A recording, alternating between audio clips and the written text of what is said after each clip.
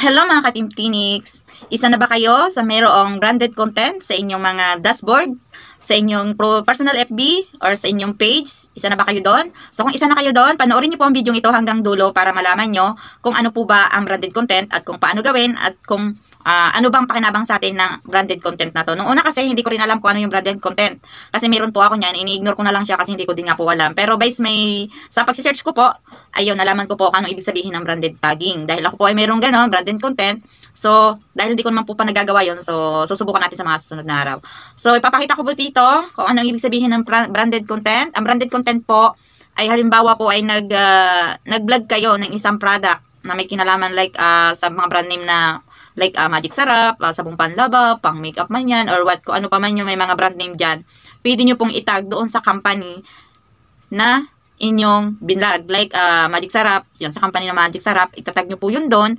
At kung maganda po at nagustuhan ng company ang inyong vlog, pwede po kayong kunin nilang commercial para kumita kayo sa kanilang company. Yung kitaan naman po, based na rin yun sa inyong pag-uusapan kung magkano ibabayad. At yun po ay hindi na po sa inyo babayaran ni Meta, yung inyong content na yun, kundi ang magbabayad po noon ay ang company na napili nyo or napili kayo na mag-advertise sa kanilang company. So, ayan, ipapakita ko po dito kung paano. So, stay watching lang po hanggang sa dulo ng aking video. At kung nagustuhan nyo man po ang aking video ito, pwede nyo pong i-share, i-like, at i-follow na rin po ang aking page. So, ayan, let's start na po tayo. Ipapakita po sa inyo kung paano gawin ang branded content tagging.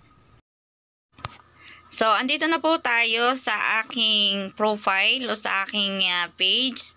So, ayan, ang gagawin nyo lang po, punta kayo sa page nyo, hanapin nyo yung Reels, at kukuha kayo ng video na gusto ninyong i-upload na meron kayong brand name. Halimbawa po yung aking ginawang yan na meron tayong pangalan, yung aking Star Shine. Yan po ay sarili namin. So, ipapakita ko lang pong halimbawa ito sa inyo. And then, i-click nyo lang po yan. And then, ini-next nyo. And then, next. Lalagay nyo po dyan yung title, kung anong title nyan, nung inyong kailangan, related po doon sa product at doon sa itatag nyong company.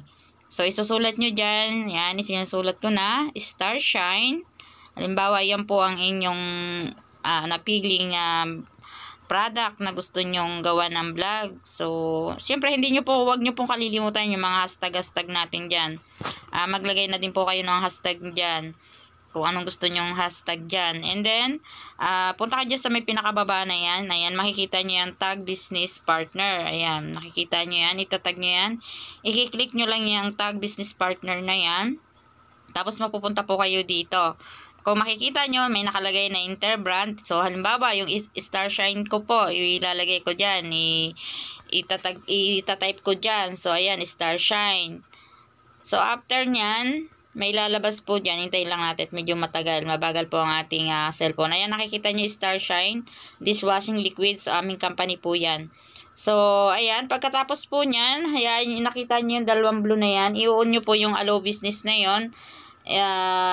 Ano ba yan? To boost this post. And then, yung allow business to add custom. Ayan, hindi ko masyado mabasa, malabo ng mata ko, charot.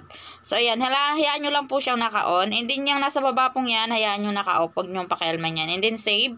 And then, kung gusto nyo na po, isi-share nyo na. Ayan, kailangan nakapublic po yung ating post para makita ng ating kung sino ating tinatag. Ayan, yun lang po ang aking tutorial about sa aking branded content tagging.